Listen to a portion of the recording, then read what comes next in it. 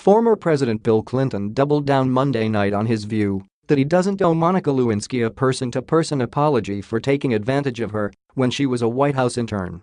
He said during a book tour event in Harlem, as he had the day before in an interview broadcast on NBC, that the blanket mea culpa he offered in 1998 should have been enough. The suggestion was that I never apologized for what caused all the trouble for me 20 years ago, Clinton said Monday night, not mentioning the trouble it caused Lewinsky. I did, he said. I meant it then. I meant it now. I apologize to my family, to Monica Lewinsky and her family, and to the American people before a panel of ministers in the White House, which was widely reported. So I did that. I meant it then, and I mean it today. I live with it all the time. Clinton was referring to the 1998 National Prayer Breakfast, where he said he was sorry for the affair that nearly ended his political career. He mentioned Lewinsky and her family at the time, plus my family, my friends, my staff, my cabinet.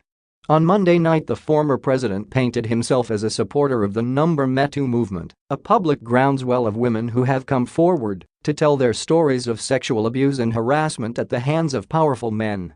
At least 4 women maintain such accusations against Clinton, including one, Juanita Broaddrick, who claims he raped her decades ago in an Arkansas hotel room while he was the state's married governor.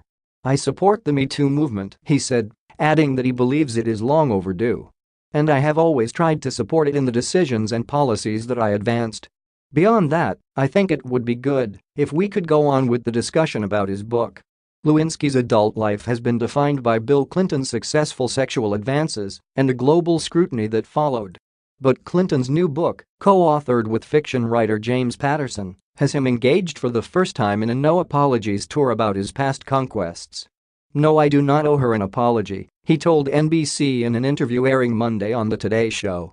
I have never talked to her. But I did say publicly on more than one occasion that I was sorry. I apologize to everybody in the world, Clinton said, implying that was enough. The flustered former president, more famous for his Don Juan-like seductions than for his policy legacy, portrayed himself, not Lewinsky, as history's victim in the mass media's retelling of the 1990s saga. A lot of the facts have been omitted to make the story work, he declared, I think partly because they're frustrated that they got all these serious allegations against the current occupant of the Oval Office, and his voters don't seem to care. And Clinton complained in the interview that he left the presidency financially ruined because of the costs associated with the legal consequences of his actions.